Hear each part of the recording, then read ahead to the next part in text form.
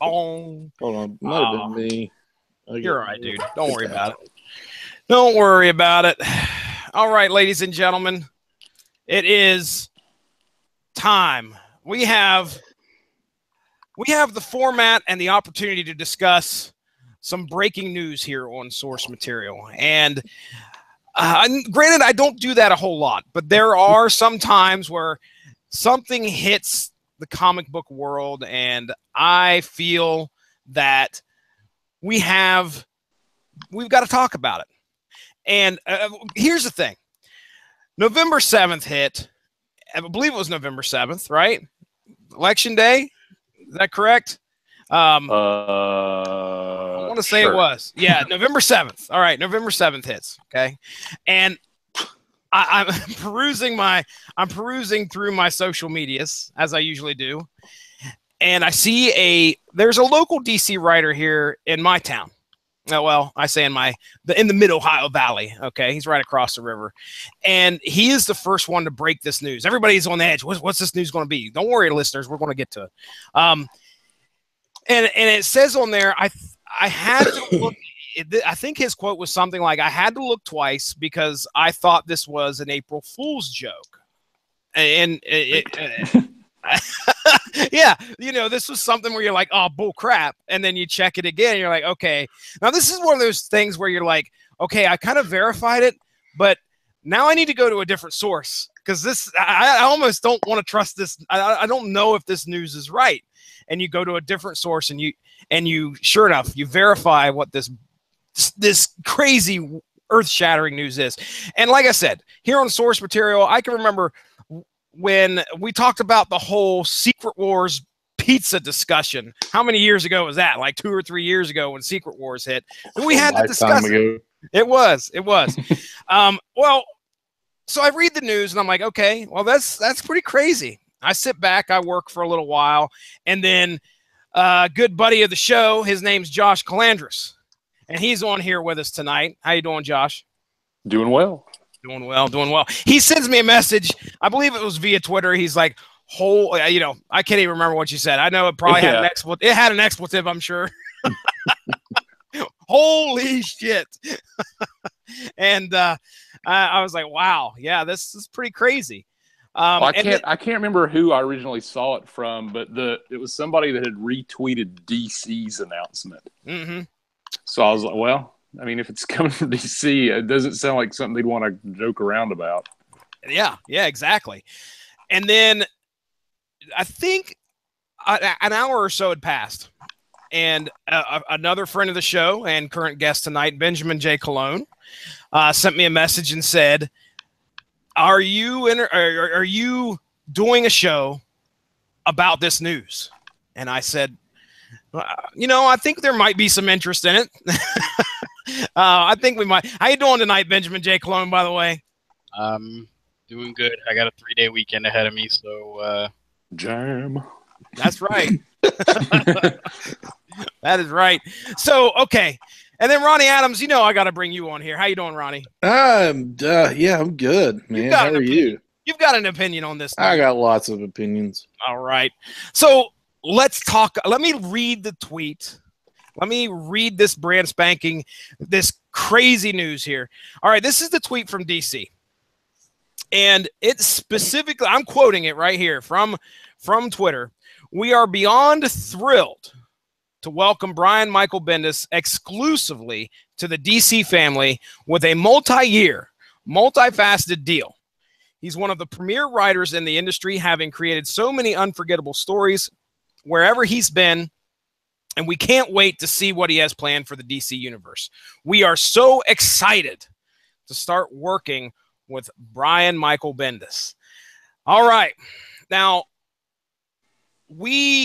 I think the way that I'm going to try and structure this is at least kind of give a history of a leading up kind of to, up to about November 7th, according to Wikipedia and some other sources that I grabbed from, who Brian Michael Bendis is.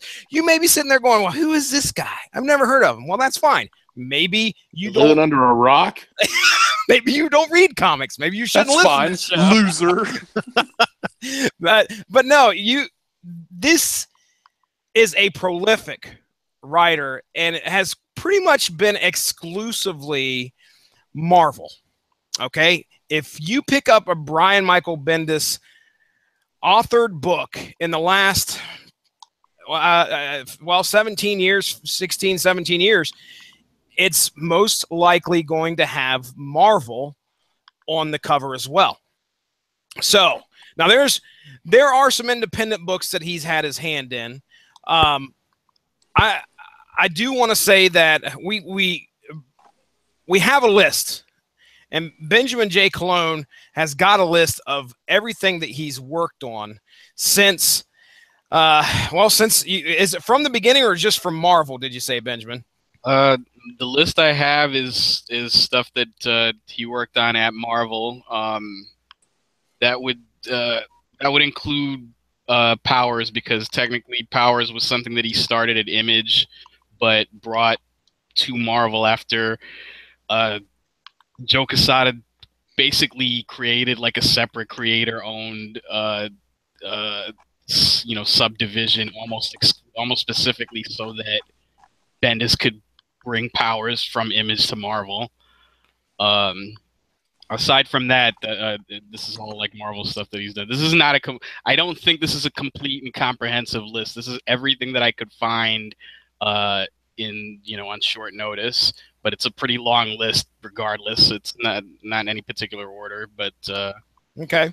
All right. Well, hold on to that real quick. I want to go real quick around the table here and just ask one question before we get to a lot of the stuff from Marvel here. Josh, I mean, you were the first to kind of contact me and say that this was something that obviously hit your radar. Do you know or have you read anything independent-wise from Brian Michael Bendis? I want to say I have a couple volumes of Powers. Okay. And kind of looking around at his bibliography today, I mean, there's really not a lot beyond Powers. It looks like he did something on Image called Sam and Twitch before that. Do you know much about Sam and Twitch? I know nothing about Sam and Twitch. Okay. Then have you read much Spawn? It's been a long time. But yeah, it looks like he wrote like a 10-issue series for Spawn, Hellspawn. Yeah. Sam and Twitch, I believe, were the detectives. Yeah, they were the partners that were hunting down Spawn, or yeah. It looks like he did that Hellspawn series. Ashley Wood did the art for that. I need to go back and check that out because Ashley Wood's art's awesome. I'm holding it in my hand right now. That's all. Yeah, I'll have to check that out.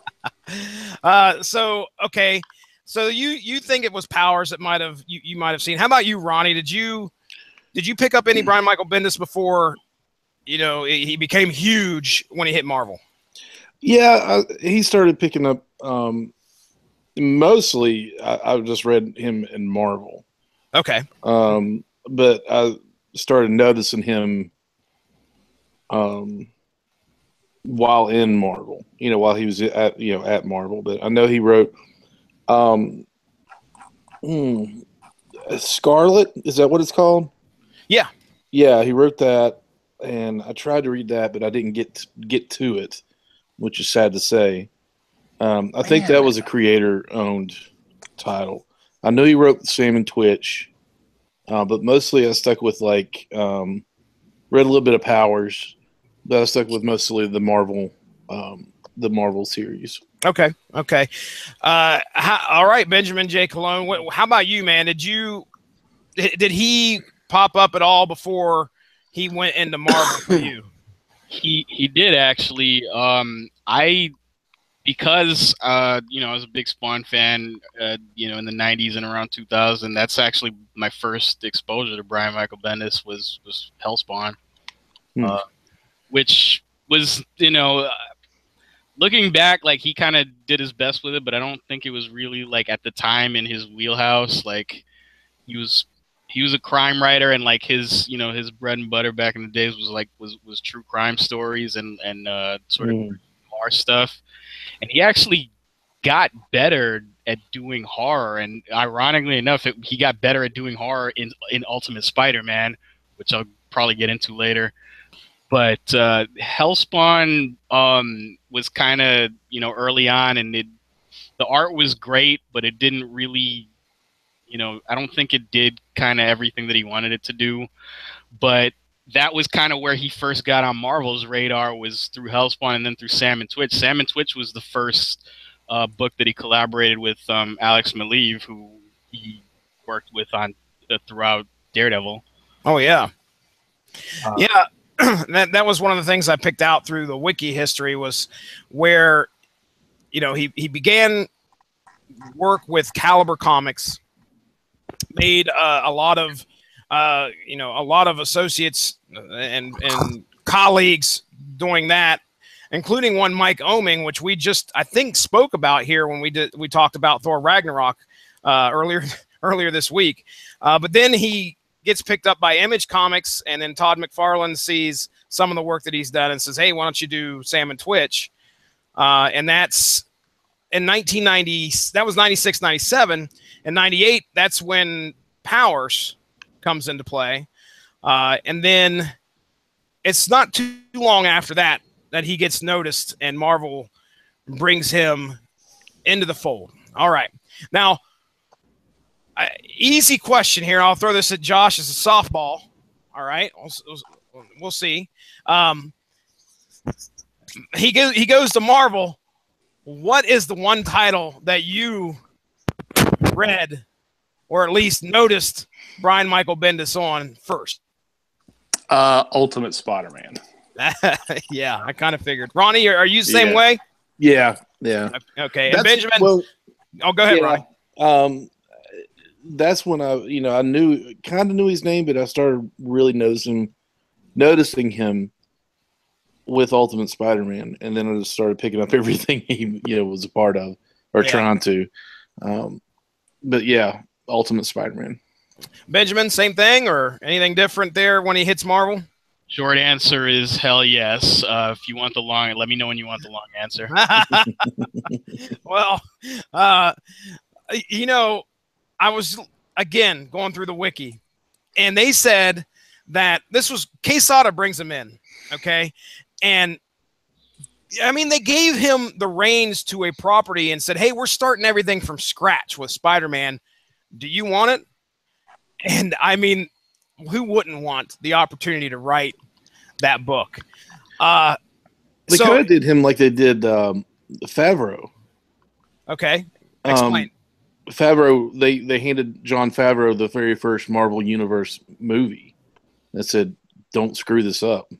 And here's the thing about Ultimate Spider-Man and the Ultimate Universe in general: like, it overachieved like crazy, because the story with Ultimate Spider-Man, and Mark Bagley talks about this a lot too, is that they didn't expect it to go past 6 issues. It was so good. A big old experiment, but it was so good, and everybody loved it so much that they just kept going with it, and then they built a whole. And then Ultimatum happened. Oh, yeah. Sorry. He started with Ultimate Spider-Man, but he also was doing a Daredevil 3-issue limited series from day one at Marvel too. Yeah. Was it Daredevil Ninja? Yeah, I remember that. Well, they had said that, just like to echo what you were saying, Benjamin, it did so well that it was actually surpassing the Amazing Spider-Man mainstream title. I mean, that's... At the time, this was very... Ultimate Spider-Man came out a little bit before they did before J. Michael Straczynski came on Amazing Spider-Man. Believe me, I know this period of time very well. So yeah, at the time, believe me, Amazing Spider-Man sucked. Oh, wow. Right before JMS came aboard and made a lot of the sweeping changes that he made. So, but within a couple of months of each other, you had 2 really, really just high quality Spider-Man books. And I look back on that very fondly. That was like, that was my best time as a Spider-Man fan. Well, as a footnote as well, in 2001, he's also helping out with the Max series, which he begins writing Alias. Mm-hmm. And it's a good read, man. Ladies Jones. Yeah, ladies and gentlemen, Jessica Jones. If you've watched that on Netflix, I think you have Brian Michael Bendis to thank for what we, at least that iteration of Jessica Jones. Was she a character prior to Alias that he molded, or did he create her? Do you guys know? Created her straight up. Okay. Oh, really? For that title? Mm-hmm. Oh yeah. Yeah. I didn't realize that. Oh my god. Yep. He tried, like, he kind of worked backwards to kind of like work her into the, into some of the history of the Marvel universe, but that was his doing. No kidding. Wow, he did really well, because I didn't realize that he created her. Oh yeah. That's 2001, and good night for me, guys. Well, you look at Brian Michael Bendis's his influence on the Marvel universe, and we're going to hit that list here in just a second, but I do want to talk about the events that he's had his hands in recently. Well, I would say recently, I mean throughout at least the 2000s. I mean, this guy had his name on many of the big events that happened in Marvel continuity throughout that time. And so he molded I remember in the TED Talk I was watching, he said, yeah, I'm responsible for a lot of events that make many comic book readers mad. Now, back then when you were enjoying these things, you didn't realize how tired the whole comic event would be after a while. But the thing is that if it's written well, okay, great, we're on board.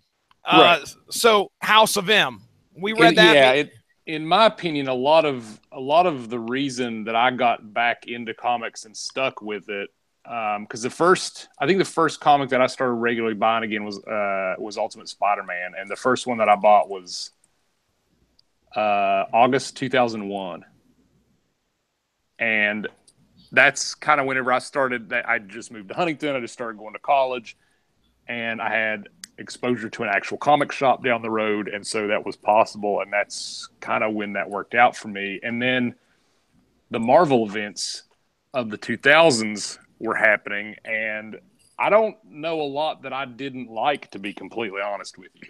Like the major ones, like Civil War and House of M, like all those ones from the mid 2000s or whatnot. I mean, I'm on board. I hear you. So, Benjamin, let's go ahead. We'll get to the list here. You go ahead and read them down, and then what we'll do is we'll each, if you guys want to write this down, whatever you want to do, but at the end of that list, we'll kind of talk about some of the ones we've really enjoyed if we've had the opportunity to read them. It doesn't have to be doesn't have to be every single one that you read, just whatever you feel is necessary to be like, okay, yeah, that one right there was a great one. So the floor is yours, Benjamin. Yeah, and if anybody wants to tell me one that I missed, because like I said, this is probably not a complete comprehensive list. So if anybody wants to shout at me that I missed one, feel free once I get through this. In no particular order, we have Daredevil, we have Ultimate Spider-Man, which he wrote, more, in one form or another for the full 17 years he was at Marvel. Powers. Avengers, including Avengers, New Avengers, Mighty Avengers, X-Men, including all new and uncanny X-Men, Alias, Secret Wars, the not the most recent one, the one before that not as many people remember, House of M, Secret Invasion, Iron Man, believe International Iron Man was the side one that he also did with Alex Maleev. He did Spider-Woman, Elektra, which not too many people remember, Moon Knight, The Pulse, Spider-Man, Guardians of the Galaxy, Marvel Generations. He co-wrote Ultimate Fantastic Four for the first story arc with Mark Millar and Illuminati. If I left any off, anybody wants to let me know, go right ahead. He did the infamous Iron Man. It was only 12 issues that ended here recently, which I was very disappointed in the ending on, but overall was really, really good.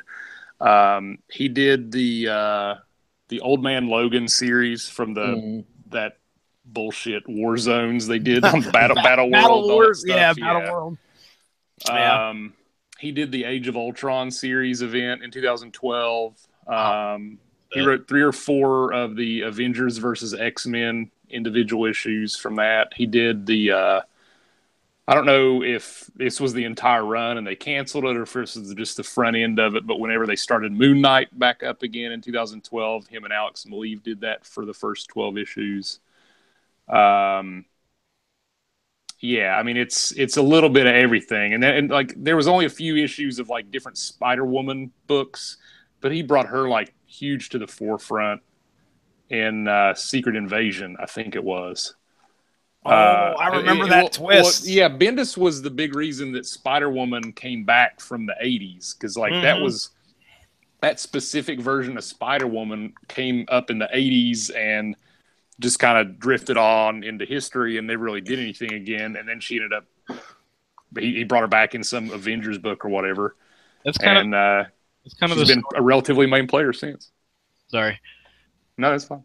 That's kind of the story of Bendis. Bendis has very obvious pet characters, and sometimes that works out really well because he can get, he's very good at writing them, and sometimes it's a little too obvious to the point where it kind of gets in the way. Okay. Well, of those stories, Ronnie Adams, you first. What one stands out to you that you were like, okay, that was a great story that I had the opportunity to read? I would have to say his run on Guardians of the Galaxy. Okay. And House of M. Oh yeah, House of M. That was a good one. Why don't you do me some justification about Guardians of the Galaxy?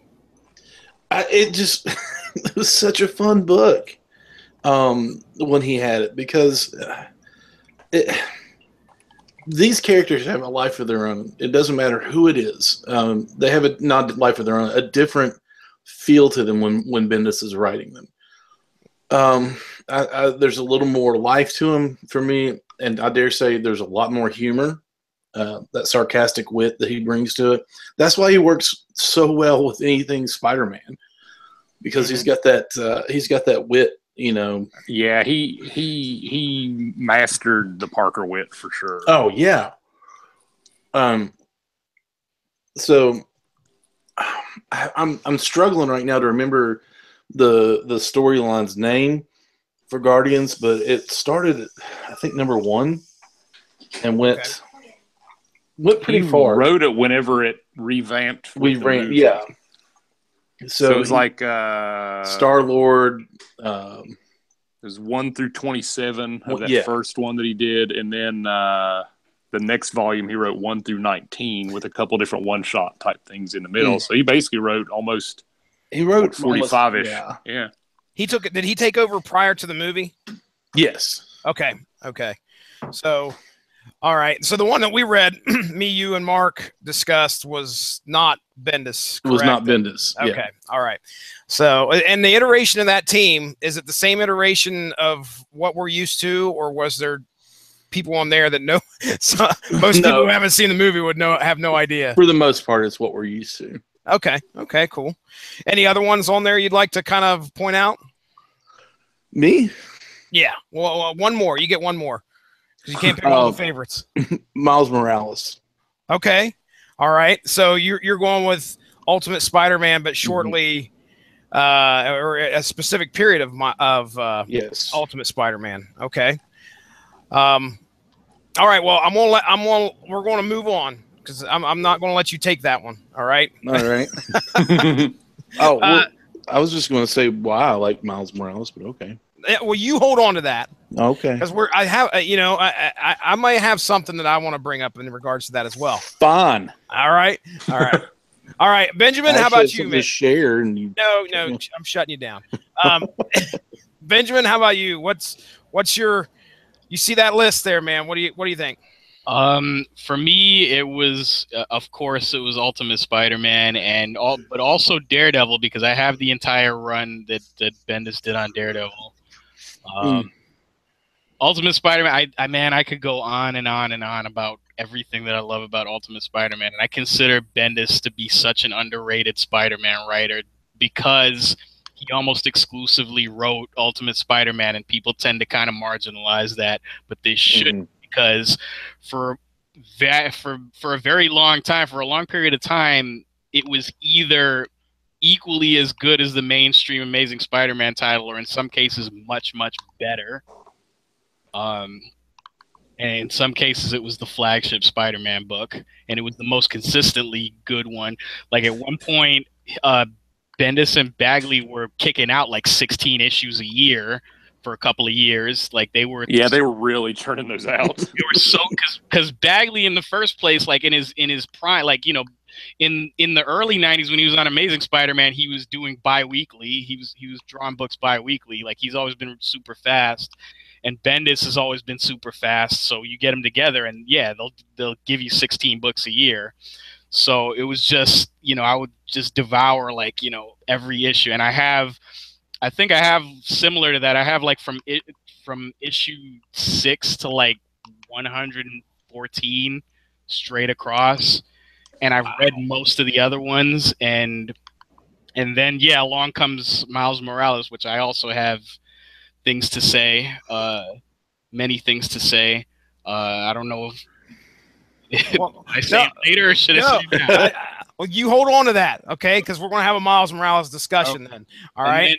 Then, just real quick on Daredevil, just some of the stuff that he did on Daredevil, because I think this was kind of we were talking about Bendis's wheelhouse. This was, you know, taking, you know, all the Frank Miller like crime stuff that he introduced in Daredevil and just taking everything to like its logical conclusion. And he just put the character through so much hell, but it was so great. And it was just one thing after another. Like this is probably one of my favorite Daredevil stories ever, was the last part of Hardcore, which is Daredevil. Like I think the technical numbering is 430. It's the last part where, after he gets the living crap kicked out of him for like 4 issues, he comes back and just stomps the Kingpin out, beats him half to death, like sticks him on the hood of a car, drives it through one of the clubs that he owns, and basically like just tells everybody, like, if you know, this is your Kingpin and I beat him half to death, and now if you guys want a Kingpin, if you want somebody to run your lives from now on, it's me. I'm the Kingpin now, and that's how the story ends, and I freaking love it. Wow. And it deals with the aftermath of all of that too. Like, you know, just you think through, like, Bendis was also really good at like taking characters and putting them in these impossible situations, and then he keeps going. Like, he shows you the consequences, and it's just, yeah, it was just a roller coaster. I can say that I've not had the opportunity to read him on any Daredevil, as far as I know. I'd have to go through and take a look. So maybe one of these days I can get back and check some of those issues out. All right, moving over to Josh. What, you got the list in front of you. Well, tell us what you think. I'm gonna kind of cop out on this one and also say Ultimate Spider-Man, just because. Like I said earlier, I mean, it was the first thing that really got me back. It really got me into comics. I mean, not from the beginning, but as far as like an adult regular buyer, that was kind of the foundation for kind of where I'm at now and kind of regularly buying comics. And I don't have quite the run that Benjamin was talking about, but I had basically issue 10 up through 78, missing 1 or 2 here or there. And then I think is when I started moving around a lot for work. So I've got a bunch of gaps at that point. But I've got like between that volume and the second volume with Miles, I've got like 110 issues or something like that. But in addition to that, I'll also say his run on All New X-Men I liked a lot. Mm-hmm. A long time since I've regularly bought any X book, just because back in the 90s it was kind of all just you had, well, I mean, I like those stories, but dude, you had to buy 7 different titles to get a story. That's a And they all had holograms on the cover. Yeah. Dude, I have every issue of that Fatal Attraction storyline. I do too.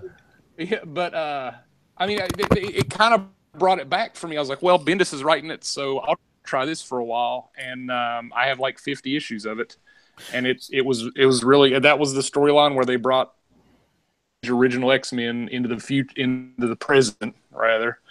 Mm-hmm. And that's kind of where that started. But yeah, those are my two. And that whole, I read that all new X-Men, like I was saying earlier, about 15 issues into it, right from the beginning. And the concept to me kicked ass. You guys all know that I'm a time travel guy. You know, you throw that in as a plot device, I'm a big fan. And I know I've said that on this podcast a lot, but it was written pretty well. And there's still effects from that, from that happening still in the Marvel universe. All those characters are still in the current modern timeline. That's right. Again, that shows his influence, and the, you could write a character, and there were plenty of those. Speaking of the '90s, that were being thrown into titles. I'm looking at, was it Night Watch, Benjamin? Oh, geez. Oh, sweet. Bringing that up. But all these characters being thrown into a title or an iteration of a character or a spin on a character, and they don't last. They go to the wayside. Well, usually what you saw, what Bendis did is he took a character, and that, if he brought a character into the fold, or if he took a certain take on a character, that stayed. And for better or for worse, because there's always going to be people out there that are going to grumble because of a change. Regardless, it's something that occurred and stuck in the continuity. It's not getting written off anytime soon. Well, depending upon, I don't know. I don't think there's any bad blood due to the announcement. I would hope not. But in regards to Marvel and DC and what they're going to do, I'd hate to see him go like old school WWE and bury some of the stuff that he did. We'll talk about that here in a few. But let me just go ahead, and I want to ask you real quick, Josh, what made you pick up Ultimate Spider-Man? I honestly don't even remember. Okay. Because it was kind of like like I said, it was kind of my reintroduction to comics, and it was kind of me walking into a comic shop as an adult in college, aware of the fact that I now have the option to spend as much time as I want in a comic shop versus, like my parents taking me to Charleston or somewhere with a comic shop and be like, yeah, we got to go at some point. Yeah. And just kind of me roaming around. And I honestly, to be completely, think a lot of it just had to do with just the vibrancy of the cover art. Okay. Oh man. Fun, lively, vibrant book at the beginning, and the art just really, really stood out. All right. Benjamin? No, I can't remember. I have an Ultimate Spider-Man story that's similar to that. I'm not sure if I've talked about it on this show at all. But it's a heartbreaking story. Go ahead, tell us. I remember, like I said, I have Ultimate Spider-Man starting with issue 6. So I missed that whole first 5 issues. It was actually Bagley's art because I read Amazing Spider-Man in the earlier 90s. That kind of drew me in. And once I saw that it was kind of going to stick around. But when Ultimate Spider-Man #1 came out, I remember very well that it came out because I was in my I'm in my local comic book shop. I had a copy of Ultimate Spider-Man #1 in my hand in the comic book shop. Oh. And I put it back on the shelf. That's rough. I put it back on the shelf because if you'll recall, I don't know if I'm the only one who feels this way, but Joe Quesada did the cover for Ultimate Spider-Man #1, and to this day, I still think it looks atrocious.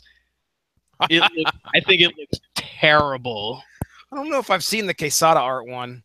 It's the one that it's the one that's got the photo background of Times Square, but Spider-Man's head is for some reason is like half the size of the entire rest of his body.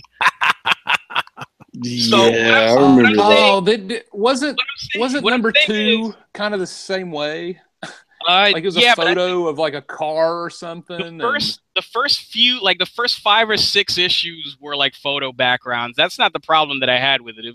It was Quesada's part of that I had a problem with. What I'm trying to say here is the one time that I judged a book by its cover, Ultimate Spider-Man #1. I have been kicking myself in the ass about that for 17 years. Yeah, that book's worth like $100. I know. Damn. And I might have even had a chance to get the white cover of that too, like which is even worth even more. Wow. Ronnie, back to you, man. Did you buy any Ultimate Spider-Man? Did you say you bought any? Oh yeah, yeah. I loved Ultimate Spider-Man.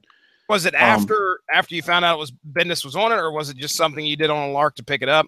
It was just something I did because I, just like Josh, I'd been out of comic books for a while, and it seemed like a fresh start, something that I could pick up from the beginning. Unfortunately, I didn't have a chance to get #1 because it was sold out everywhere. I mean, it was gone. That was back when Marvel had no reprint policy. Yep. Yep. And they didn't do reprints. That's why Ultimate Spider-Man ended up being so valuable.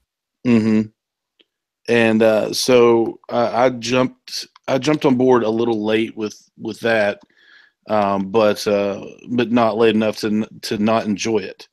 So like I said, it was just fresh start, something I could follow almost from the very beginning, and not have to jump in the middle of a storyline or be careful where what I read, as far as get or have to deal with back issues, I guess you could say. Mm-hmm. I didn't want to, I just wanted to just jump in and go for it. I hear you. And, yeah, the Ultimate line where they were restarting, just seemed like that was the perfect opportunity for that. And I've always been a Spider-Man fan, so I was like, yeah, let's go here, and didn't regret it. Loved it. Well, here you go, Benjamin. Is this what you're talking about? Yeah, that's the one. Okay, I made it look very insect-like. Yeah, the alien head works real well. Or alien-like. I have seen that before. I have misspoke for sure because I do recall that. Yeah. All right, let's get to Miles Morales. All right, Ronnie, start us off. Did not want to like him.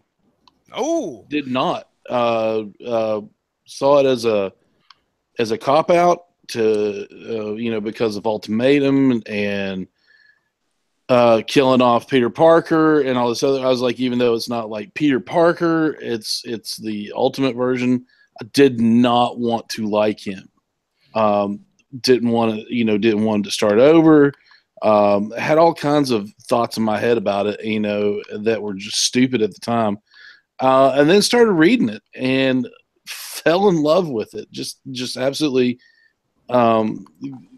couldn't sing higher praises about it because one, the writing was brilliant because it's Bendis, and two, it was just one of those things where I'm a stickler. I'm old school for certain characters. I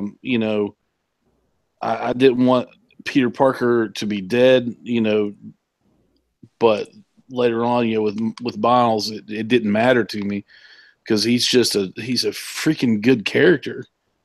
And that was one of those things where I just didn't want to, but liked it a lot. okay. I remember hearing what was going on in the. I'm sure it was either probably because I picked up a copy of Wizard magazine, but there was rumblings of what was going to happen. I don't know if Wizard was out of print there or not, but I remember there was some type of news. They're killing off Peter Parker. And I was like, what? Wait. And then, of course, I understood, reading deeper into it was the ultimate line of comics. But still, I was like, where were they going to go with this? So, Benjamin, you have the floor, sir. Miles Morales. Okay. All right. This might get kind of real. First of all, yeah, I read I read Death of Spider-Man. I got the last issue. Once again, I have it in my hand. I got a bunch of comics that I threw out that I have, to kind of look at right now. And Death of Spider-Man just like rips your heart out, man. Mm-hmm. The way that it's pure Spider-Man. Spider-Man goes down swinging. Standing is the only thing between him and like all of the people that he cares about, and just it was a hard read. It really was. If I'm going out, I'm taking you with me, and not only that, Bendis for almost since the beginning of Ultimate Spider-Man did a really good job of making Norman Osborn and the type of Green Goblin that he turned into really legitimately terrifying. And even beyond Death of Spider-Man, he's really scary and like, this unkillable like monster. And it's it has a few shades of like Death of Superman, where they both go down together. And basically Miles, his origin is that he basically witnesses this. He's already been bitten by the spider and he's already got the powers, but he witnesses Peter's last stand supposedly, and it kind of affects him. Here's the thing. I've been a Spider-Man fan since I was like 6 or 7 years old. Like as long as I can remember. Spider-Man is one of my favorite, not just comic book characters, but characters, period. But here's the other thing. This is the big old elephant in the room. Okay, like, and Jesse, I know you probably if you've been watching Facebook, I think you guys don't know what I look like, but I think Jesse seen my face for the first time like within the past. Yeah. And especially when I was a little kid, I looked a hell of a whole lot more like Miles Morales than I ever did like Peter Parker. So it's a very personal thing for me, and it means a lot to me to be able to show kids that that are kind of like that are Spider-Man fans.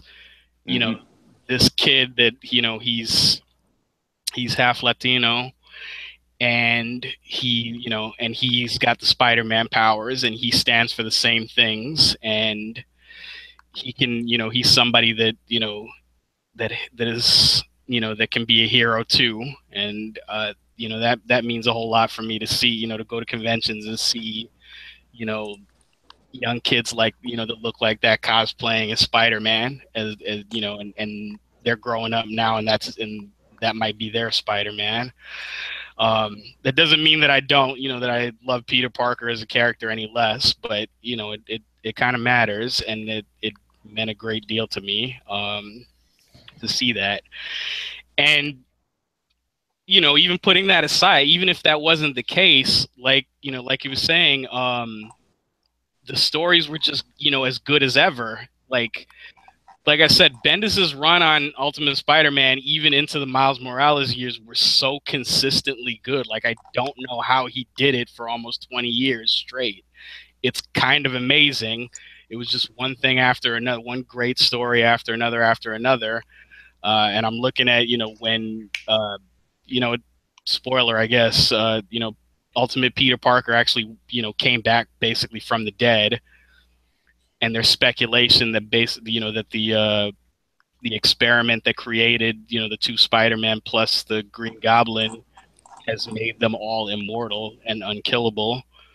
And there's a couple of issues of Ultimate Spider-Man where it's basically just Peter and Miles versus the Green Goblin, and it's like 2 or 3 issues of just this drag out fight, and where they both just put it on the line, and Miles actually gets the best of the Green Goblin, and it's basically the best sort of passing the torch moment that you can ask for. Yeah. Wow. So obviously, personally, that's affected you. That's a lot. That says like a jerk now. Josh gets to follow that up. But no, I mean, for different reasons, I was actually on board from the beginning. Mm-hmm. but just because the way Peter's death was written, like we were saying before, like it was a rough read. Like it didn't feel like as you read the whole story, it didn't feel like a cheap ploy to sell books. Like it felt like a really important moment for the Ultimate Universe. As it went through, just like Benjamin was saying, like the passing of the torch was done really well, and it had the same feel of a Spider-Man book without the Parker persona, but you kind of still had that beginnings of Spider-Man young teenager type feel. I mean, it was just a really well done, smooth trade-off. And I remember reading that Death of Peter issue and like sitting the book down and just like being super bummed, but being like, that was a really well done story, and it didn't feel like they were doing it just to sell books, like whenever they killed Captain America a few years back, right? Yeah, because that made that Captain America thing made news and whatnot, and they were kind of yeah. I mean, I liked Miles from the beginning and have been buying his regular title ever since then. One of the things about the Ultimate line is that you didn't know what was going to happen a lot of times. You didn't know what was sticking around. I mean, I remember reading the Ultimates. I probably read the Ultimates before I read any Ultimate Spider-Man. And I remember going like, oh my gosh, what is going on in this book? And I believe that was Mark Miller. And he was, I mean, we have the Hulk, who was just unfettered rage and just almost 8 people. I mean, dude. Yeah. So that was one of the appealing part of the Ultimate line, was to be able to take things like this in a new direction. And Miles Morales became such a huge part of the Marvel Universe in general that when Secret Wars happened a few years back, Miles wasn't going anywhere. If they would have killed off Miles Morales there would have been riots. Oh, dude, Brian might I would have been so bummed. That would have made it feel like the entire Ultimate Universe was. You'd been done with. You'd been done. Yeah. Marvel Comics would have been what you wipe your rear end with. That's probably how it would have went, because that's bad. I mean, that would have been bad, but they didn't. They knew this was a character that everybody, a lot of people had. They had, I want to say, feelings for. They had an emotional attachment to Miles Morales. So, that death of Peter was such a good story that I bought it, and that was one that came in a bag, right? Like that was a death of bag book or whatever. So I bought that one and opened it and read it, and I was like, one in the bag. Like they totally got me with like the 90s ploy, dude. I was like, I'm gonna go buy a second one, like a sucker. But I went back and I've got one of each now. So. Nice, very nice. The thing about go ahead. Just real quick, like if Bendis has an enduring like legacy in Marvel Comics, it's gonna be it'll be Jessica Jones and it'll be Miles Morales. It'll be characters that he introduced. Yeah, absolutely. The whole thing with the Ultimate line is, for me, it got dark. I mean, it got really dark. They introduced stuff that you would never think would be in Marvel Comics. God, that third run on Ultimates. They were hinting at incest between Scarlet Witch and Quicksilver. Well, I had no idea. I'm reading the Secret Wars, and Reed Richards is a bad guy? Yeah. And I'm like, who's this guy? I forget what they called him. Fantastic Four book was not bad, though. That was I like it. Wasn't Fantastic Four. It depends who was writing it. Yeah. Warren Ellis for sure. On Ultimate Fantastic Four. Well, you got Reed Richards as a bad guy. You've got the hinted incest between, brother and sister, the Scarlet Witch and Quicksilver, and then Ultimatum rolled around. It was. And then Ultimatum rolled around. They were like, we're just going to kill people to kill people. So they killed everyone. If even in the end, they just straight up murdered everybody. Some really sadistic ways, too. Yeah, Blob was eating the wasp. Oh, So jeez. Yeah, that's right. Hank Pym, in a fit of rage, bites the head off of the Blob, and he grew and bit the head off Blob, and just things like that. It was just sitting there going, "What am I reading? This is not good." And a lot of people had the same reaction that I did. I think I would hope, but it seemed like that Miles Morales, Ultimate Spider-Man, all that was kind of a break from the dark. Was kind of a light in the darkness. It was lighthearted. It was still Spider-Man. He still had that feel, the humor, all the stuff of, okay, you can breathe a little bit. You don't have to worry about people's heads getting bitten off or brothers and sisters wanting to fall in love with one another. This is just Spider-Man. Even though it's not Peter Parker, it's still Spider-Man. No matter, it still has that feel. It still has that the Spider-Man feel for sure. Yeah, I mean, and it was a relief to me, at least. I don't know about anybody else, but I was just like, oh, thank God for this book, because the first two volumes of the Ultimates. Terrible. I like the first two volumes of the Ultimates. Oh, absolutely. But that third one is when the Scarlet Witch and Quicksilver incest thing came in, and Loeb was writing it, and it was really bad. Yeah. Well, okay. Now, the news hits, and we find out that Brian Michael Bendis is now going to DC. So now we have a lot of questions in our minds, a lot of excitement. I did put down here to maybe ask you guys as to if you've heard or if you have any theories as to why the change occurred.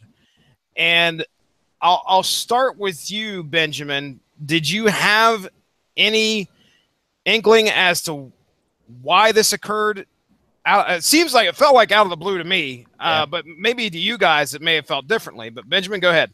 No, I'm as surprised as everybody else. I thought for sure, if there was going to be one guy that was going to be Marvel for life, it would be Bendis. Yeah, I had no idea, and I'm hoping that there's no bad blood, and this is just something that Bendis kind of wants to get out of his system, because even now he's still got some irons and some irons in the oven as far as Marvel goes. I don't know if the Jessica Jones series that he started is still ongoing or if he's wrapping it up, but he had that. He was still doing the Miles Morales Spider-Man book, which I'm actually kind of really worried about now, because literally nobody has written Miles Morales in a solo book ever except Brian Michael Bendis. Yeah. Wow. Except for Mark Waid has written him in a couple of in some issues of Avengers. That's about it. Very few people besides Bendis have written Miles Morales. Well, even Wade doesn't quite get the humor and the whole Spider-Man feel. Yeah, not exactly, which is a shame because actually Mark Waid is actually as far as Peter Parker goes, he's actually a really good Spider-Man writer. Yeah. But, I'm not sure. Man, your guess is as good as mine as to why he decided. I mean, I'm hoping it's just, he just decided it's time for a change, and he saw the opportunity, and DC kind of kind of took him while the getting was good. Sure. There was a lot of positive stuff from other Marvel people to him on Twitter, at least. Not to say he might have not, Well, I think higher up there at the end. I don't know, but I think Bendis is generally a really well-liked guy in the business by everybody, anyways. So I don't think he's got any real enemies in the business. I don't think he takes himself too seriously either. Yeah. He did a guest star on a book called Nailbiter for Image, and I was reading Nailbiter for a while, and he didn't write it. he was in it. He allowed his image, his name, everything to be used as a comic book artist. It was trying to get inspiration for a new book he was writing, and he ended up. And Nailbiter is about this town that produces serial killers. Somebody always turns into a serial killer, and I didn't get to, it's still going to my knowledge. I only got so far into it before I kind of got, I hate to say this, I got bored with it, but Nailbiter refers to one of the main characters who was one of the killers that was caught, and he would kill them, and then he would chew the fingernails off his victims. Yeah, it was a pretty gruesome book. Yeah, it was a pretty gruesome book. But he allowed himself to be in the book and be murdered. So in that universe, there is no more Brian Michael Bendis because he was murdered by one of the serial killers in that town. You know who wrote that, by the way? You know, can't remember. Because I know, like, I'm just wondering because I know for a fact, like, Bendis actually similarly wrote Warren Ellis into an issue of Powers. So it was Warren Ellis. It was Warren Ellis. There. Thank you. Okay, yes. There you go. So yeah. Because that was my first thought. Maybe it was Warren Ellis. Yeah. Yeah. As soon as you said his name, yeah. So, I mean, I liked Nailbiter, but it kind of got to me after a little. I was like, I'm a little bored with it, and it's a little too, gross. But and I also had read the whole like series of Hack Slash, so it was kind of more of that as well. But it was one of those things where I was like, "This is really cool of Bendis to do that," but of course, it didn't click that it was Warren Ellis too. But it was just, like I said, I just don't think he takes himself too seriously, which is cool.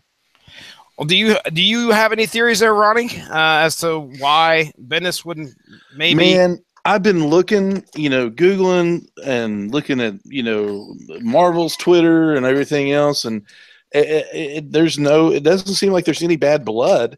It just seems like maybe, like you all said, it's just something he wants to get out of his system, and you've been sitting at the same place for 20 years, writing the same characters. Doing the same thing. While yes, he's doing a great job in writing storylines for the characters that we love and that we want to see going. He also is probably a fan himself and reads and sees these things, and says, I could do this and this and this with this character if I could. So if he showed some sort of interest, DC would be absolutely stupid not to pick him up. Yeah. And then it's only Marvel's loss. It's Bendis and DC's gain. Because one, he's going to get that exclusive deal with DC no matter what, and two, their sales are going to pick up because they have Brian Michael freaking Bendis on their payroll. I mean, the momentum is all with DC right now. It is. Yeah, it really is. In all the podcasts that we've done, like I've talked a lot about how like I'm always going to prefer Marvel stories because that's where the bulk of my reading has come from, and I'm more comfortable with that universe, and at least in the grand scheme of things, more comfortable with the fact that how it's compared to DC. But I'm telling you, there's some. I've been reading Tom King's run on Batman, and he was the one that wrote The Vision that I raved with you all about a 3 years ago. Just finished it. So good. Yeah, so good. But I mean, his run on Batman's really good. I'm actually it's pretty much just Tom King fanboy. But he's writing Miracle Man right now, which, again, I have no history on. But in the grand scheme of the character, sounds like a really lame character, but it's a really good book. So yeah, I mean, if he can lend what he has, if he can do half for DC what he did for Marvel, then it's going to be really good for DC. Oh, books. Yeah, it's going to be great. I mean, and I know I'm probably I know there's one book that, or at least one, dream book. And if I may, I don't know how familiar you are. I'm going to pose a question on here, Jesse, real quick. Sure. Because I know Calandris' answer. But if there's one book that you want to see from out of DC that you want to see Bendis take over, what would that be? Josh? The first knee-jerk reaction for me is just a Justice Society book. Mm-hmm.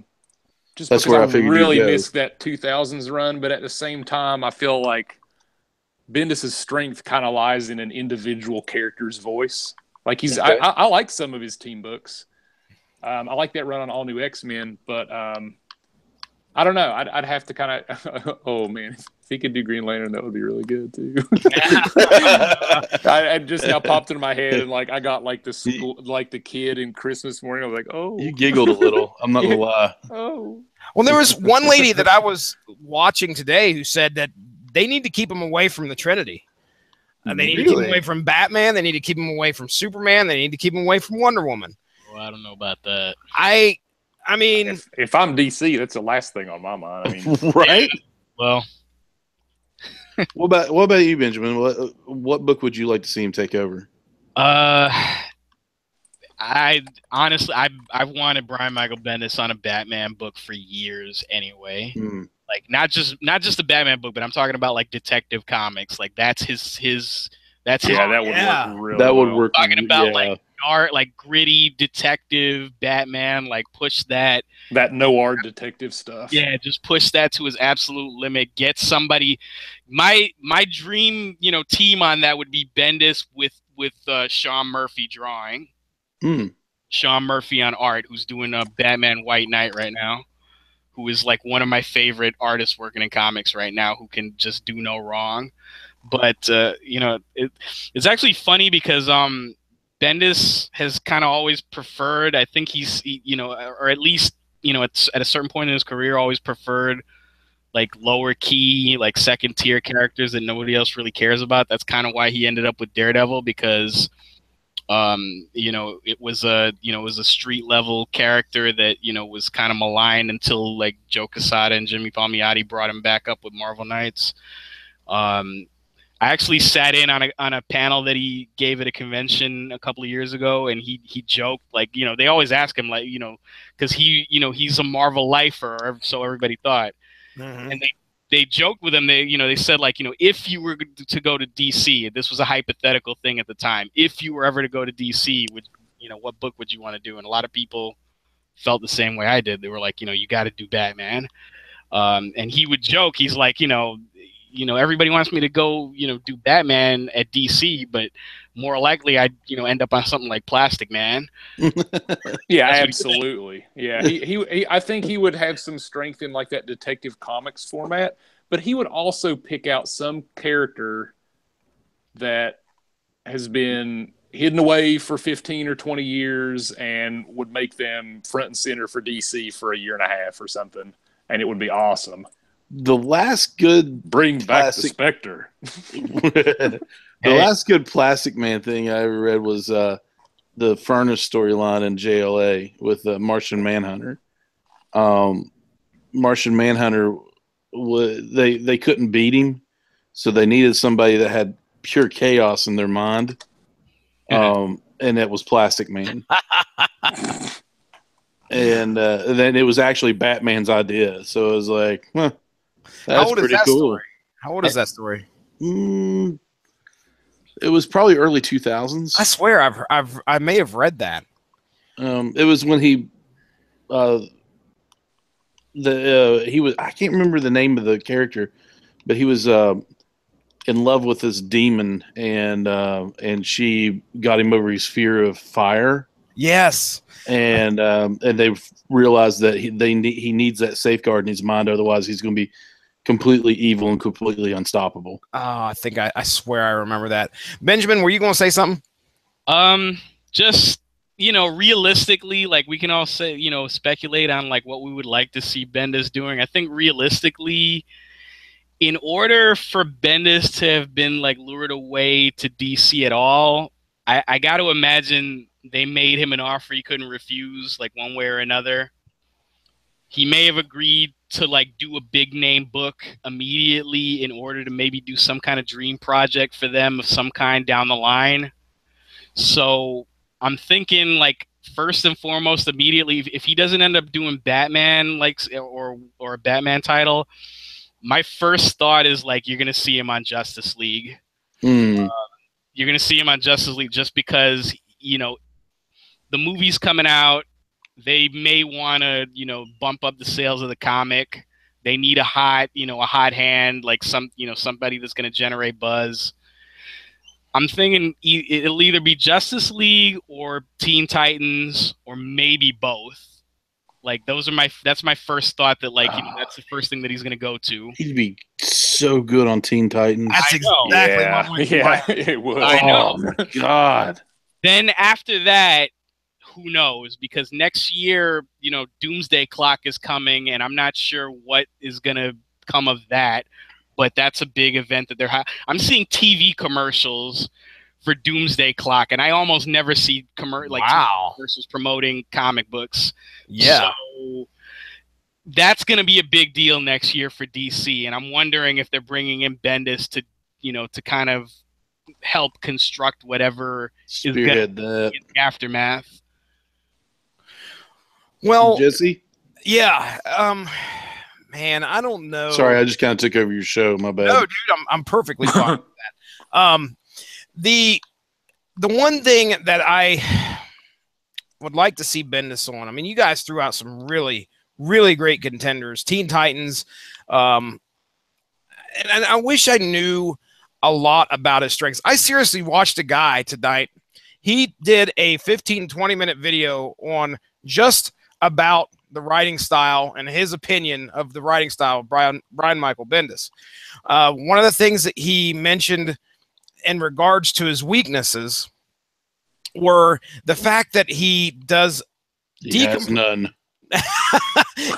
he does decompressed story, and it seems like sometimes he'll throw in, when it comes to dialogue, he just kind of throws stuff in there that really has, you know, you could be looking at a page that really doesn't further the story a whole lot, but it's very kind of like personal. So you get the feeling of a character, even though there may not be a whole lot of stuff going on in between the dialogue there. And I think that's one of the biggest criticisms that they weigh toward him. So what would have to happen is he's got to be, you know, the book and the character that he gets on has to fit his writing style. I would hate to see him get stuck on something that he really is out of his element on. Well, he's kind of at the level, he can pick and choose what he wants. Like, he's not going to sign with DC and they're going to be like, you're on this book and that's the only way it's going to be. Like, I don't know. I mean, I feel like he's done it. I don't really know that would be a problem. That's true. I mean, and actually, the more I sit here and think about it, like a Jim Corrigan, The Spectre book by Bendis would probably be awesome. A dead cop acting as host to The Spectre. I mean, that's well, that lines up well. There was also a video, Ronnie. I don't know. I'm kind of dancing around it because to be honest, I don't know. I honestly don't know where he would fit on, but I can tell you this much: what I could see possibly happening, and this was so funny. One of the YouTube videos I watched today was from Sci-Fi, which I assume is, the logo looks different, but I assume it's Sci-Fi Channel. Okay, they rebrand every like 3 years. All right, anyway. Yeah, that's gotta be what it is. So they're leaning into the like geek culture thing a little bit more now. Yeah. Okay, that makes sense because they did an interview with Brian Michael Bendis after a con. Sat down with him, talked to him about some of the recent stuff he was doing with Marvel, and they dropped the video November 7th. All right, so they're asking all these Marvel questions, and this thing only has like 630 some views. I'm sure it's because it's eclipsed by all this other stuff that happened on that very same day. But I wrote this down because I thought it was a very interesting quote. Because the interviewer was asking him about bringing the diversity to comics. So I think Bendis champions himself on that. He's very proud about the fact that he's able to do that with what he's done in Marvel. So you're not going to change the man just because the guy's changing the company. He's going to go over to DC, and we're going to see. I think we're going to see a lot of that because he's going to feel comfortable now, and he's got a whole new sandbox to play in. Mhm. And one of the things that I wrote down here, he says he likes adding voices and flavors to the toy box because he feels that that's his responsibility as a comic book creator.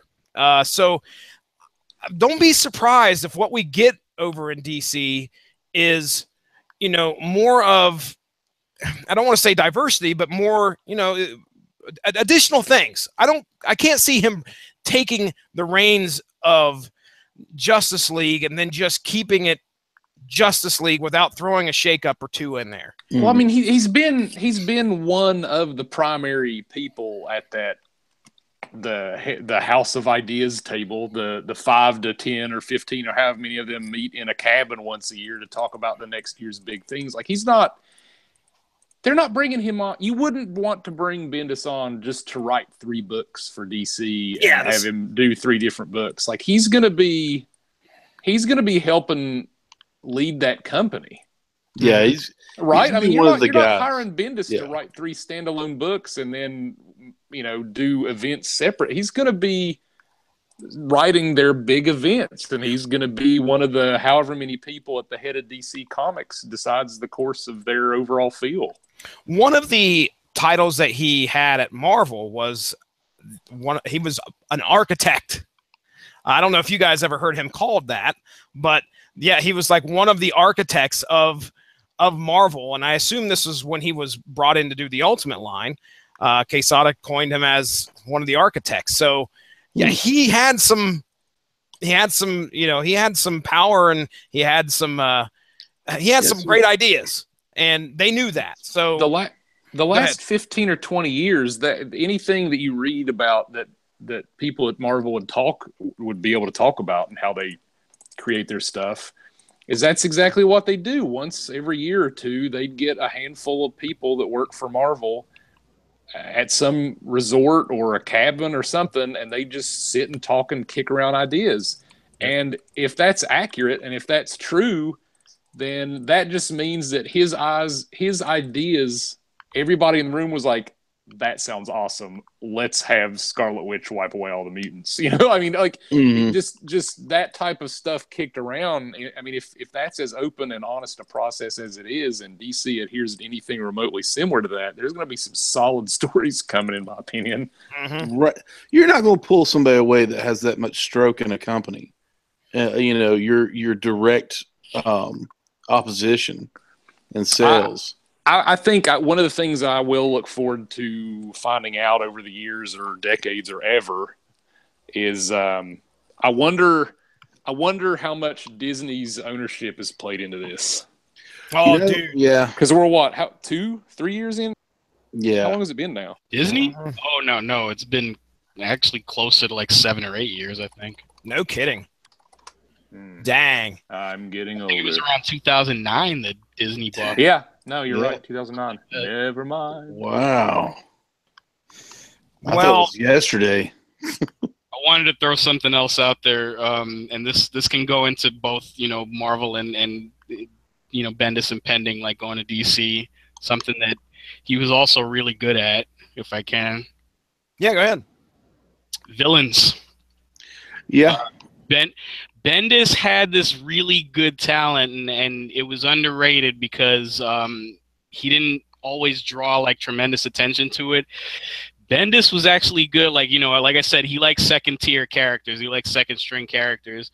Bendis was really, really good every so often at taking almost joke characters or very like underrated and underused characters that and kind of accentuating like whatever, you know, abilities they had and really like presenting them as being super powerful and super terrifying. Like, I got a couple of really good examples. One was in the first arc of New Avengers, where he took Electro, who was never, even in Spider-Man, even when Stan Lee was writing Spider-Man, was never taken all that tremendously seriously. He was kind of like a glorified thug. And Bendis took Electro and basically had him orchestrate a prison break. This is the first time I think you also see the Raft, which is like the supervillain prison, like smack in the middle of, I think, the Hudson River in Manhattan. You're talking to Avengers Disassembled, right? Is that Avengers Disassembled? Mm-hmm. It was something like that. And yeah, the first time you see the Raft, which also pops up in Captain America Civil War, so that's another credit to something Bendis created. And Electro basically just, you know, sends this gigantic bolt of lightning to crack the Raft open like an egg and just orchestrate a whole prison break. And you get this sense like this is this dude who was treated like a joke. You know, who just unleashed, you know. But if you really think about it, this is somebody that commands, you know, electricity and can do so much damage. And Bendis recognized that and, you know, made him into like, you know, a serious threat. He did something similar with Jigsaw in an arc of Daredevil, where like that he was the main villain in that, and you know, just by some, you know, was just kind of outsmarted, but he was treated like a threat in that.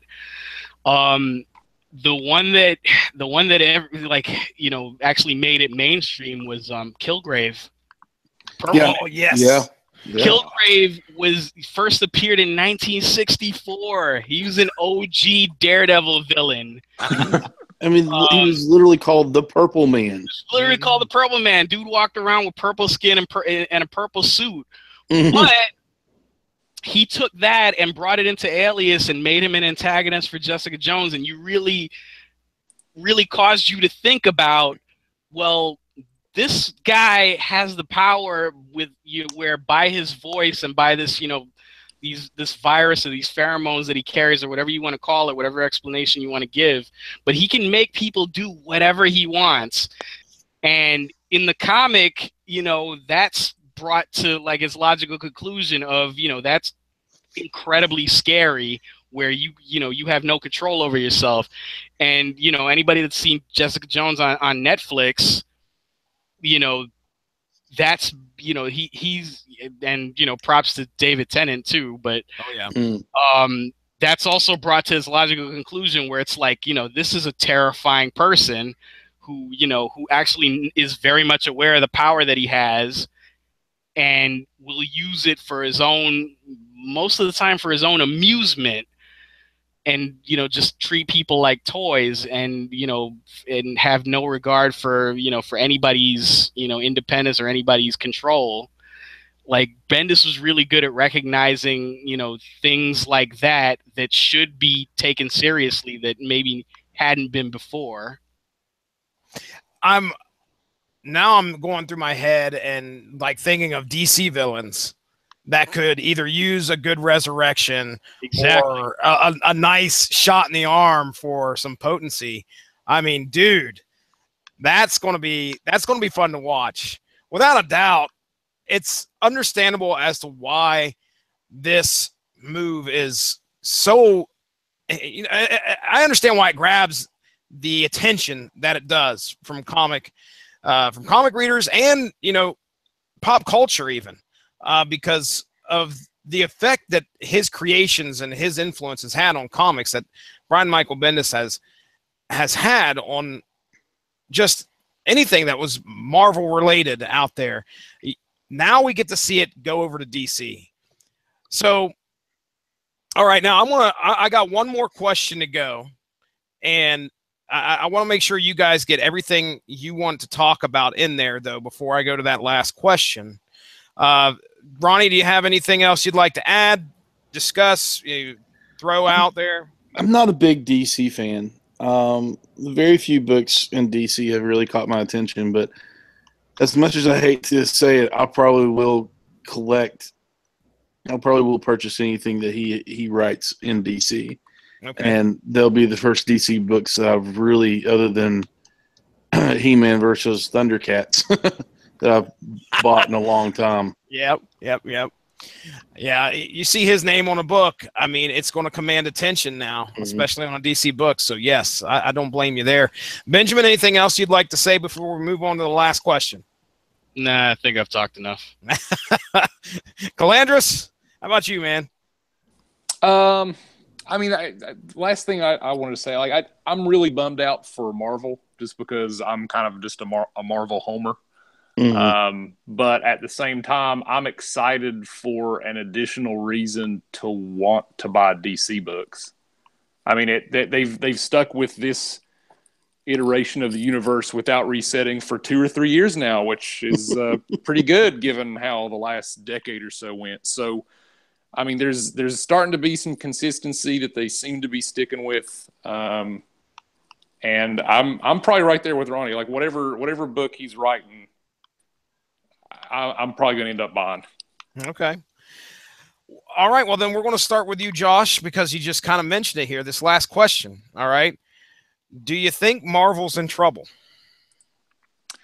I wouldn't say they're in trouble, but I think that if there was a reason at Marvel that Bendis left, then they need to take a close look at what they're doing, because the books over the last couple 3 years there've been good books. It's not like they're all bad, but it's taken a hit since Secret Wars, and I don't obviously know if that's a trend or something going on with the company and the structure and the organization and the management. But if Bendis leaving has something to do with that, then yes. If not, and he's just interested to write for a whole new set of toys in the toy box, then probably not. Okay. All right. Ronnie, how about you, man? What do you think? You think Marvel's got something to worry about here?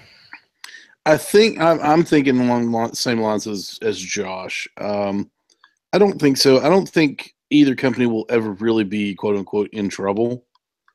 But they do need to pick up their game. They've not really, in my opinion, their storylines have suffered since Secret Wars or Secret War. So they need to realize that one of their biggest players is gone, and they need to really pump out some good ideas here as of late to make up for that. Mm-hmm. All right, Benjamin, how about you? Marvel, should they be worried? Worried in terms of, one of their golden boys just went over to the competition. Yeah, maybe a little bit. As far as their own products and their own, what they've got going on, I think it's actually probably a good opportunity for, some of the other guys, in Marvel's stable to kind of step up. And Marvel's still got some extremely talented people working for them. Mm-hmm. You got, you still got guys like, Chip Zdarsky's doing, Peter Parker over at Marvel. Dan Slott's still doing Amazing Spider-Man, which is amazing. Yeah, which he's about to come in on Amazing Spider-Man number 800, which is insane. Wow. I think only Stan has written more issues than he has now of Spider-Man. I think that's official. Wow. And I'm trying to think off the top of my head, like everybody else. Jason Latour is still doing Spider-Gwen. They've still got great, people working for them. And now it's funny because now they won't have Bendis doing 3 or 4 books a month. So maybe, now maybe some new blood will come in. Yeah. Yeah. Maybe with that, some new ideas. The funny thing is a lot of the greatest creativity in comics right now is coming from Image and from creator-owned stuff and from independents. And now what you have is people doing their own thing and doing their own independent thing and kind of dabbling in Marvel and dabbling in the mainstream and dabbling in superhero comics. And there's nothing wrong with that. I mean, sometimes you get some really interesting creative people going in really interesting creative directions that way. Is that going to kind of jibe with, Marvel being, a little bit more micromanaged by Disney than it, has been previously? I don't know. I'm hoping they find the balance, because one thing you can say, pre-Disney, in the 2000s when Joe Quesada was running, was running things, say what you want about Joe Quesada. Believe me, I've said plenty. But at least he had, in the 2000s, he had a plan. He had some objectives that he wanted to get out there. He wanted to make Spider-Man, a top comic again. He wanted to bring Daredevil out of obscurity. He wanted to, bring Fantastic Four back to its roots. He wanted to, make X-Men kind of, the hot, controversial book again. This decade, there's been like a little less cohesion. Like it's been a little bit more all over the place as far as Marvel goes. Some things have been good, some things have been great, some things not so much. So I'm curious, Bendis leaving might kind of throw a monkey wrench into a lot of things, and maybe to make a wrestling analogy, I guess some of us I think are still wrestling fans. It's when you're kind of forced to, when your hand is forced, that you become the most creative. You've seen that in WWE in the past, and that happens in a lot of companies. You get complacent when you get comfortable, and it's only when you lose that comfort that you kind of, your back's against the wall and you're forced to find new ways to succeed. Yeah, I agree. I think that it will be interesting to see how Marvel compensates for the loss of quite a big creative talent that they've relied upon for quite a while. We've seen a bit of a change here recently with the way Marvel is doing things. We're going back, Benjamin, you mentioned the legacy numbering, Amazing Spider-Man 800. They're going back to some of these characters because there was, quite the uproar about the big change and stuff like that. So they're in the midst of trying to find that balance to try and make everybody happy. I'm sure it doesn't make it easy to watch somebody like this go over to the competition, but that just means they've got to do something to figure out how to compete better. And if there's anything that can be said, competition makes the market that much stronger. So let's just hope it's a win-win for comic book fans altogether. With that being said, ladies and gentlemen, this has been our coverage of the breaking Brian Michael Bendis. This will, let's see here. This will probably air on Monday, by the way. But let's go ahead, and what we'll do is we'll get into plugs. Let's see, you guys have anything else you'd like to say? The floor is yours. First person to speak up. All right, silence is consent. One addition. I don't have any plugs or anything, but Benjamin mentioned Chip Zdarsky, and I've sang his praises on some of our casts in the past before too. And something that I'm looking forward to that he's doing is Marvel's actually bringing back the old Marvel 2-in-1. Oh, and and Chip's going to be writing that, and it's going to be the Thing and the Human Torch book. And I'm really looking forward to that because I love Chip Zdarsky, and I think that the fact that Marvel doesn't have a Fantastic Four book is just as absurd, if not more so, than DC not having a JSA book. And if we can get some semblance of that, then I'm pumped for it. And if Chip's going to write it, then I'm all over it. Heck yeah. All right. Ronnie, you good? Yeah. All right. Benjamin, anything else? Just the usual stuff. As always, as ever, I write, draw, self-publish a comic called Soul Exodus. You can check it out. It's soulexo.com, facebook.com/soulexo, on Twitter @soulexocomic. I've got something new on my drawing table very soon. I've been, every so often, I'll throw something out on Twitter under the hashtag heroes. I just registered a domain name today, heroesoneandall.com.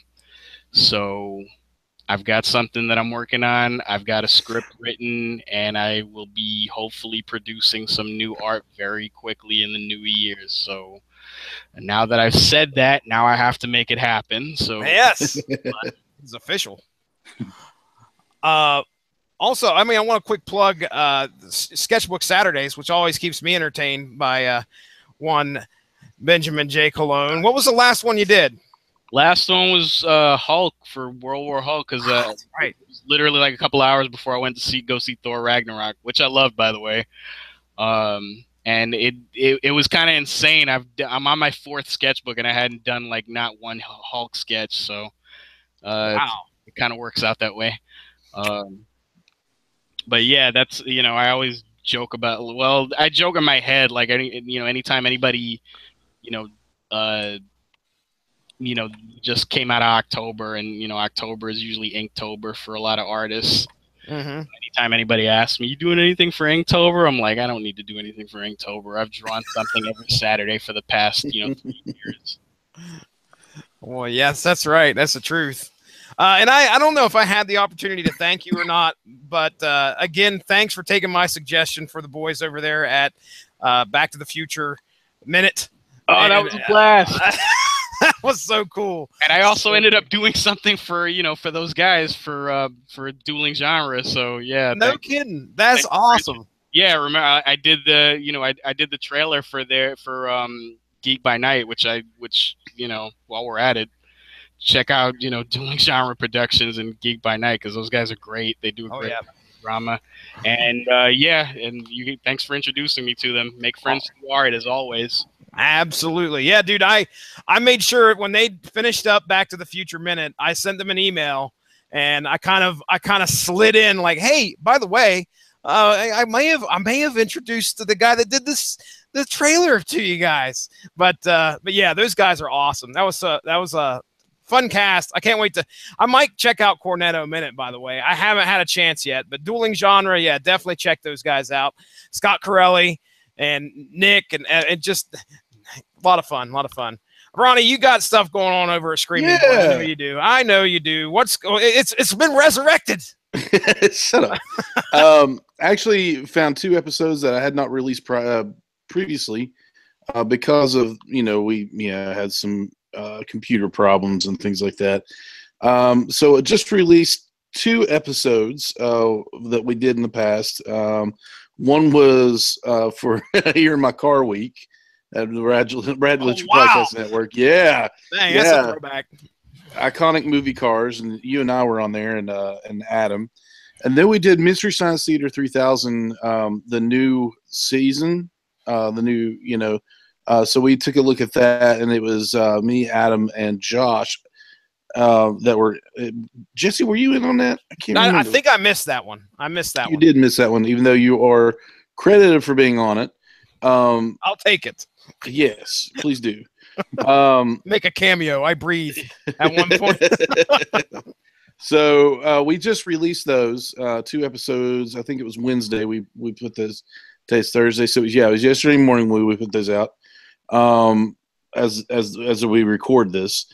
And then we have a new one coming out tomorrow morning, which we covered Stranger Things 2. It was basically Jesse and I gushing over this poor Adam. The show. Adam in classic fashion. He has not watched it, and we spoiled it. We tried not to spoil it for him. I think he took his ear away. He took his ear away. We're like, earmuffs, Adam. They were like, oh my gosh, it was so good. And then that will be released tomorrow morning at 6 a.m. And then check us out on any social media. Twitter is at ScreamBoyPR. Instagram is ScreamBoy Podcast. Facebook, just look us up on ScreamBoy Podcast. And then also this weekend, as we record this, which will be the November 10th through the 12th, I will be at New York. I'll be at the North Carolina Comic-Con Bull City, which is in Durham. Just checking it out and having some fun and doing some live updates, and lots of cool creators, lots of stuff going on. I mean, this is, I've never been to San Diego Comic-Con, so I don't know. I know it's madness there, but this one seems like it's turning out to be pretty cool. I know they have a free concert if you bought a weekend pass or a Friday pass tomorrow night. And then we have Friday, or see, this Friday night. Saturday night, there is what they call Guardians of the Gala, which is pretty much a dance party. They're turning it into a club. So it's a cosplay dance party, which is going to be really cool to, check it out. And then, of course, your basic awesome Comic-Con stuff is going on. Artists, creators, vendors. Is Liefeld at this one? Oh, you took it away. Oh, I didn't know if he was or not. I was worried I missed it. And I was going to say your host for the whole thing is DMC from Run DMC, because he's got a comic book coming out, and then the gentleman who played Deadshot in the Arrow series, can't remember his name, the actor. He's going to be there. A voice from Steven Universe is going to be there. That's one of their big people. And Rob Liefeld is making an appearance Saturday and Sunday. So I'm going to take his infamous giant-chested Captain America picture and see if he will sign it for me, depending on how much he's charging for signatures. So I just want to take it and have him look at it and say, no. I want you to sign this because I want you to realize what you've done. He probably gets so much crap. Heat. Yeah, he gets so much heat. Somebody probably does that. Don't think you're unique, Ronnie Adams. I guarantee you there's probably 3 other people online. I'm not thinking I'm unique at all, on this, because if and listen, I used to draw, I used to sketch, and back in the 90s, he had a big influence on how I drew, and just because back then it was pretty cool. Mm-hmm. But then I started looking at just different things about him, like he doesn't draw feet. If he does, they're diamonds. But listen, I may joke, I may give the man a hard time, but he is a creator. I'm not going to. You should just roll with it. Be like, I love this. This is some of my favorite art. Right, and that's kind of what I was going to do. Straight up honest and see if he's like, thanks. Thanks. This is my favorite picture of Captain America ever. You could rest a drink on his pecs. But like I said, not to take anything away from the man, because he gave us 2 iconic characters, Deadpool and Cable. He's a creator in his own right, so I'll never, begrudge him that, because, he's doing things that I can't, even though I used to, I can no longer draw. So it's just the fact that the man has no concept of biology, which blows my mind. But, just how the human body bends and works. But anyway, so he's going to be there, and it's going to be a lot of fun. Like I said, as long as cell service cooperates with me, I will be doing live updates. If not, they'll be recorded and put up on Facebook. Hopefully, get some cool little interviews. Richard Case is going to be there, who drew a lot of Doom Patrol and Sandman. So I'm pretty excited about that. I met him at Greensboro Comic-Con. He's a super nice guy. I can't think of anybody else off the top of my head. It all went away. Oh, there's going to be they're having all weekend. They're having a movie viewings. Last Starfighter, Terminator, Adventures in Babysitting. Just a lot of Godzilla versus King Kong. A lot of classic movies that everybody loves. So those are going to be really cool. So it's going to be it's really big. I've not been to anything like this. When I went to Fayetteville Comic-Con, it was huge. It was a little overwhelming. Lou Ferrigno was there, a few other, so it was really cool. So I've not really, I don't know what to expect with this one. So I'm pretty excited about it. So that's pretty much it for me right now. If you're listening to this live, I don't know if we have any live listeners. Check it out this weekend. I'll be doing some live updates. If you're listening to this recorded, go to the Facebook, check out the live updates, check out the pictures. iTunes, Stitcher, TuneIn, and the Radio Legend Broadcasting Network, which is where you can find the show. And I will shut up now. All right. That sounds like it's going to be a fun weekend. I'll keep an eye out for the live Facebook videos if you throw them on up there. Please do. Okay. And the other thing, I'm sorry, I don't mean to go ahead, I mean, interrupted. Benjamin, you need to do some cons down this way, man. Where you guys at again? North Carolina. Okay. It's funny too because I had some friends that lived out there, and we had made plans, but since they're not there anymore. I'm trying to get to a lot of places. I'm actually trying to get to. Our pal Sean Comer is graciously offered to put me up, and when he makes it back to Arizona, we're waiting to see if WrestleMania makes it to Vegas. So we're making plans to. I haven't been off the East Coast ever, basically in my entire life. So, yeah, I'm trying to get out. I'm trying to get out there. Actually, I'm in the process of moving right now. So, first things first. But after that, absolutely. We'll see. It's trust me, it's North Carolina. We need you. We'll see what happens when I get this project that I'm laboring at off the ground. I may have a distinct need to get out there and have as many people see it as possible. So that's a possibility. Good deal. All right. Well, okay. Just real quick, you can follow me at Stiznarchy on Twitter. Source Materials Twitter is at SourceMattCast. Go give the Rattlich and Broadcasting Network Facebook page a like to stay up on top of all the great podcasts that we have to offer. If you are listening to this live, today is the 9th of November. It's a Thursday. Tomorrow's Friday. Now we're smack dab in the middle of Thor week right here on the Rattlich and Broadcasting Network.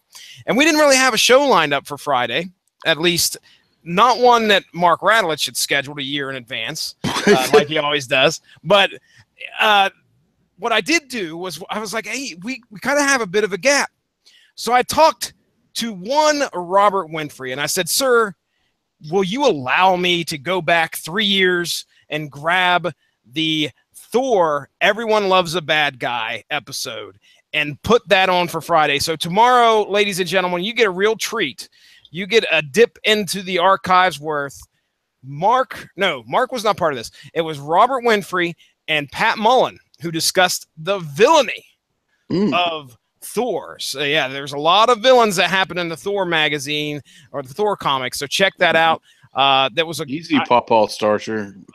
I can remember listening to that, and you will learn a lot. There was a lot that was learned. Plus, one of my favorite stories was mentioned, the God Butcher saga. So, yeah, check that out. And that'll be hopping on there tomorrow morning. I got it set to drop 8 a.m. And then, yeah, that's about it. You can go back in the last week, this week, whatever week, Monday, the Monday of Thor week. How's that? The Monday of Thor week was where me and Mark Rattlich, real quick, easy, digestible episode, ladies and gentlemen. It was no more than just a tad bit over 30 minutes where me and Mark Rattlich talked about Thor Disassembled, which was pretty much Ragnarok that occurred in Asgard. And Thor had to deal with it. I think it was a 6-issue miniseries that took place in 2004, 2005. Good story, because I'll tell you right now, I had the opportunity to read that and then watch the movie, and it was a bit of a primer. I kind of knew what was going on. I was like, oh, yeah, that's Surtur right there. I would have known Surtur from something. Look, I'm street-level starch. You throw me up in Asgard, I wouldn't know my butt from a hole in the ground. So I'm glad I had the opportunity to read that with Mark and talk about it. Learned a lot. Other than that, ladies and gentlemen, that's the end of Source Material. I want to thank Benjamin J. Cologne. I want to thank Josh Calandris. I want to thank Ronnie Adams for coming on here. Ladies and gentlemen, thanks for joining us. Have a good one.